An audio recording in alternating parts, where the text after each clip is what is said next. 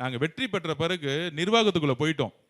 ஒரு வெற்றி விழா அப்படிலாம் எடுத்து இது வரைக்கும் தலைவர் வச்சு நான் கொண்டாட கூட இல்லை. பார்த்தீங்களா நீங்கள்? இது வரைக்கும் திமுக ஜெயிச்சிருந்தா என்ன பண்ணியிருப்பாங்க?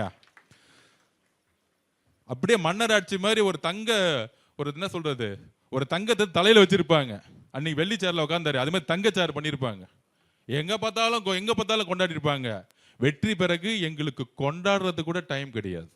அடுத்த செகண்ட் தலைவர் செக்ரட்டரியேட்ல 10 மணி உட்காந்துட்டார், நீங்க போய் இந்த வேலையை பாருங்கன்னு. அப்ப மக்களுக்காக உண்மையாக உறுதியாக ஒரு உணர்வுடன் வேலை செஞ்சுட்டு இருக்கோம். திராவிட முன்னேற்ற கழகத்தில் தோல்வி என்ன? மிகப்பெரிய தோல்வி தமிழக வரலாற்றிலேயே, ஏன் திராவிட முன்னேற்ற கழகத்துடைய வரலாற்றிலேயே முதலமைச்சராக இருந்த ஒரு தலைவர் தோத்தது கிடையாது. அதற்கப்புறம் பொதுச் செயலாளர் தோத்தது கிடையாது ஒரே தேர்தலில். அதுக்கப்புறம் பொருளாளருடைய மகன், அவர் தான் பொருளாளர்னு வச்சுக்கோங்க, பொருளாளருடைய மகன் மன்னார் நிப்பாட்டாங்க, அவரும் தோல்வி.